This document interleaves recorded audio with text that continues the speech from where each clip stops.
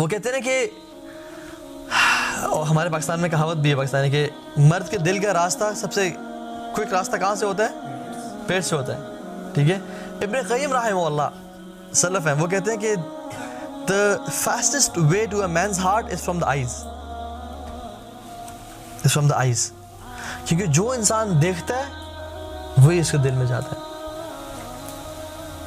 جو انسان دیکھ رہا ہے سارا دن, اگر وہ سارا دن یہ ڈرامے اور موویز اور یہ میوزک اور یہ پاپ کلچر اور یہ دیکھ رہا ہے تو اس کا دل بھی ویسا ہی ہوگا.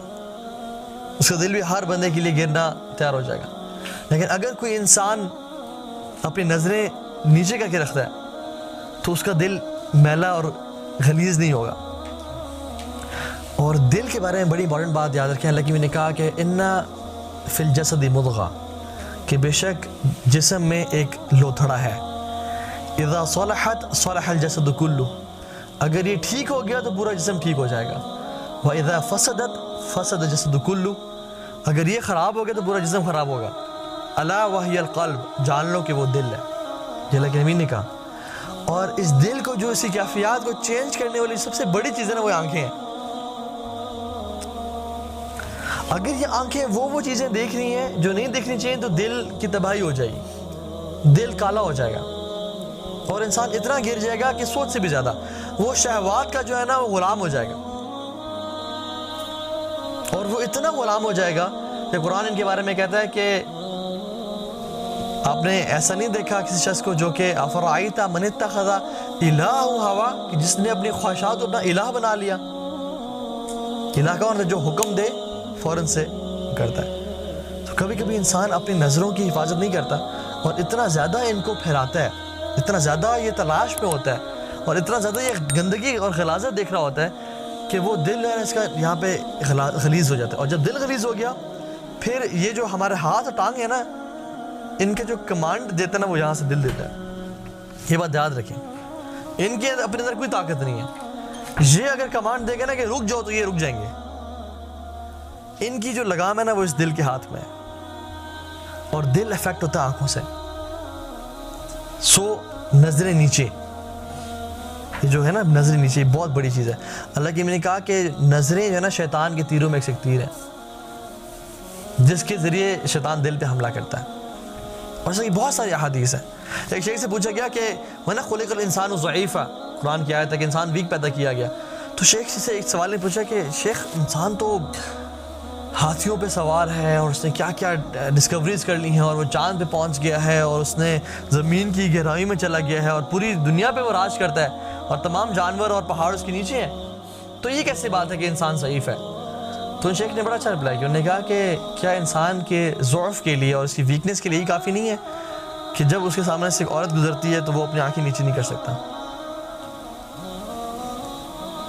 تو ایک بہادر اور دلیر شخص کون ہے جو اپنی ڈیزائرز کو کنٹرول میں رکھتا ہے اور ان کو پھسلنے نہیں دیتا.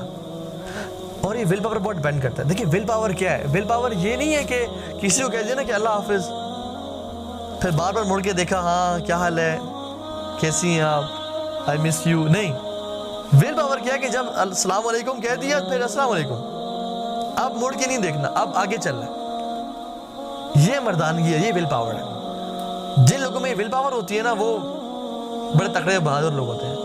لیکن جو لوگ بار بار پھسل جاتے ہیں, اور یہ ول پاور بڑی ہر چیز میں کام آتی ہے. ارادہ کر لیا کہ میں نے کام کرنا ہے, میں نے کام کرنا ہے. ارادہ کر لیا کہ میں نے اپنی زندگی کو چینج کرنا ہے, اللہ کے قریب کرنا ہے, میں نے اللہ کے قریب کرنا ہے. اب جتنی مرضی خواتین ہیں, جتنا مرضی مجھ پہ فتنوں کے اٹیک ہوں, دوست بلائیں پارٹیز پہ, ڈرگز پہ, یہ چیز وہ چیز, میں نے ارادہ کیا ہے and I am a man of values and principles.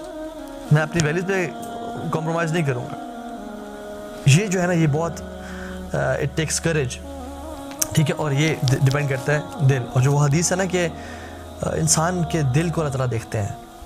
ہم لوگ نا جب یونیورسٹیز میں جاتے ہیں, پریزنٹیشنز ہوں یا جاب پہ جاتے ہیں, بڑے تیار شار ہو کے جاتے ہیں, یا کسی ڈنر پہ جانا بڑے تیار شار ہو کے جاتے ہیں, اپنے بال سے بنا کے پرفیوم لگا کے اچھے کپڑے پہن کے جاتے ہیں کہ لوگ ہمارا پرسیپشن لیں گے کہ یہ شخص کس طرح کا ہے ہماری ڈریسنگ سے اور ہمارے اٹائر سے. تو لوگوں کے لیے تو ہم بڑا تیار ہوتے ہیں, لیکن دل کو ہم نے اتنا غلیظ کیا ہوا اللہ تعالیٰ جس کو دیکھتے ہیں. تو اس چیز کو ہمیں پاک کرنا چاہیے جس کو اللہ تعالیٰ دیکھ رہے ہیں. جس کو لوگ نہیں دیکھ رہے، کیونکہ اللہ تعالیٰ تو پیرنٹس کو دیکھتے نہیں ہو، تو اس چیز کو دیکھتے ہیں. تو یہ انسان کی بڑی ایک پیتھیٹک اسپریچول اسٹیٹ ہے کہ اس کا اپر اسٹیج تو بہت اچھا ہو، دیکھنے میں وہ بہت سوفسٹیکیٹڈ اور اچھا ہو، لیکن اس کا دل جو ہے وہ شہوات سے، خواہشات سے بھرا ہوا ہو کہ وہ اپنا آپ کو 2 منٹ بھی کنٹرول نہ کر سکے، اور اس کا دل چاہے کہ کوئی بری ویب سائٹ ایکسیس کرو، فوراً سے وہ کھولے اور ایکسیس کر لے اور اپنی خواہشات پوری کر لے. کیونکہ اللہ تعالیٰ کی نظر ادھر ہے. اگر یہ ٹھیک ہے تو پھر ہر چیز ٹھیک ہے، اور یہ خراب ہے تو ہر چیز خراب ہے. ٹھیک ہے. اسی طرح سے ایک حدیث میں آتا ہے کہ تمہارے لیے کسی نامحرم کو ٹچ کرنا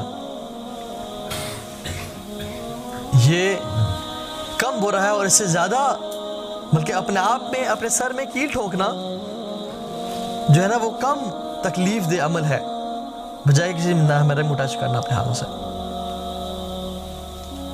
A person should prefer, putting an iron nail in his head rather than touching a woman. اور ہم لوگ کتنے ایزیلی ہینڈ شیکس کر لیتے ہیں اور یا ہگز کر لیے یا کر لیے، اسپیشلی جو لوگ کالجز یونیورسٹیز میں ہیں. This very easy nowadays. ہمارے زمانے میں بہت تھوڑا تھا یہ، لیکن اب ہم یہ دیکھتے ہیں کہ یہ بہت زیادہ کامن ہوتا جا رہا ہے. ایون اپنی ریلیٹیوز کے ساتھ بھی جو نامحرم ہیں، کزنز ہیں، ان کو ہائی فائیو دینا یا ان کو ہاتھ پکڑ لینا. اللہ کی نے کیا کہا کہ تمہارے لیے بہتر ہے کہ تم اپنے سر میں کیل ٹھوک لو بجائے کہ کسی نامحرم کو ٹچ کرو. اور آج یہ ایشو ہی کوئی نہیں ہے. ٹھیک ہے. کیونکہ حدیث میں آتا ہے کہ اذا لم تستحی فاصنع ما شئت، کہ جب تم سے حیا چلی جائے نا پھر تم جو مرضی کرنا ہے کرو. اور جس قوم سے حیا نکل جائے نا پھر وہ جو مرضی، پھر لمیٹیشنز کوئی نہیں ہے. فاصنع ما شئت، پھر جو مرضی کرنا ہے کرو، پھر کوئی اس کی لمٹس نہیں ہوتی.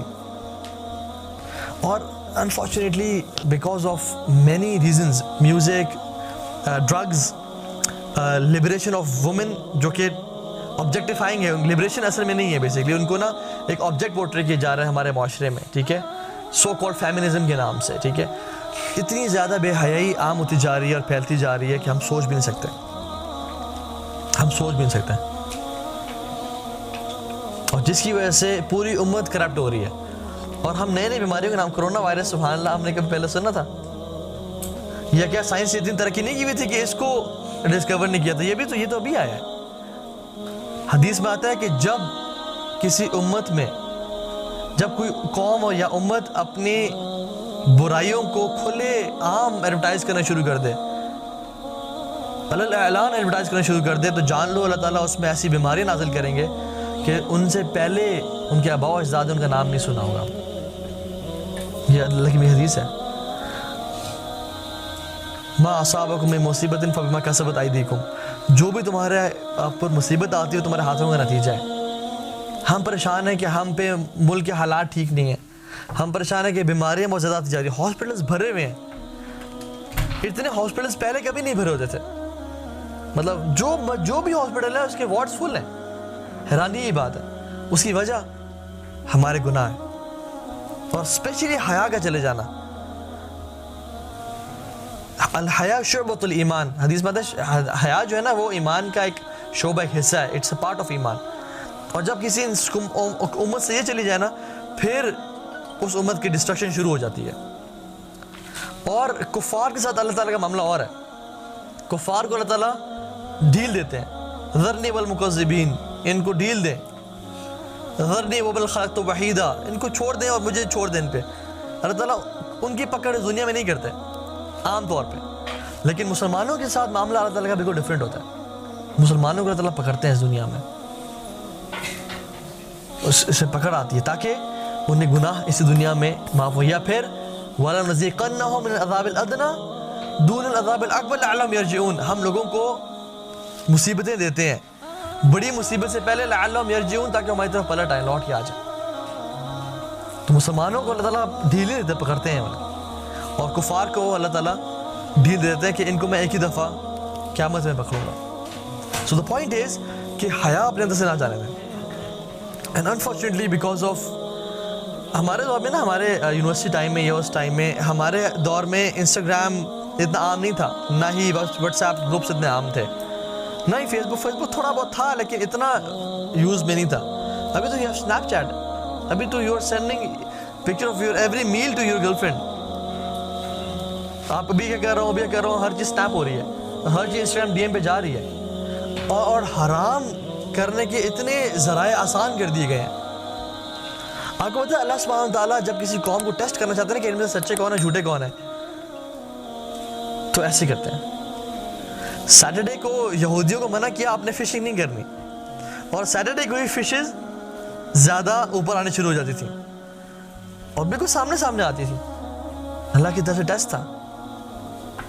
صحابہ کہتے ہیں کہ جب ہم احرام پہن کے جاتے تھے نا حرم حج کرنے کے لیے, کہتے ہیں ہمارے پاس سے جانور ایسے گزرتے تھے کہ جیسے ہم ابھی ہاتھ سے ان کو پکڑ سکیں, لیکن احرام میں شکار حرام تھا. اٹ واز اے ٹیسٹ کہ سچے کون ہیں جھوٹے کون ہیں. ہمارے دور میں the accessibility of internet and media is a test کہ ان میں سے سچے کون ہیں اور جھوٹے کون ہیں. اللہ تعالیٰ قرآن میں کہتے ہیں نا کہ انہوں نے کہا کہ ہم ایمان لائے اور ہم ان کو ٹیسٹ نہیں کریں گے. وَلَقَدْ فَتَنَّ الَّذِينَ مِن قَبْلِهِمْ فَلَيَعْلَمَنَّ الَّذِينَ صَدَقُوا, ہم نے پچھلوں کو بھی آزمایا تھا اور تاکہ اللہ تعالیٰ جان لے کہ تم میں سچے کون ہیں. وَلَيَعْلَمَنَّ الْكَاذِبِينَ, تاکہ جان لے تم میں جھوٹے کون ہیں. اب ہمارے پہ ہے اِنَّا هَدَيْنَاهُ النَّجْدَيْنِ, ہم نے ان کو دو راستے دکھا دیے, اما شاکرا و اما کفورا, شکر والے بن جائیں یا کفر کرنے والے بن جائیں. اور یہاں سے شکر کا مطلب کیا ہے, ایمان والے بن جائیں, ایمان کو پکڑ لیں. تو never ever compromise on your دین, نیور کمپرومائز.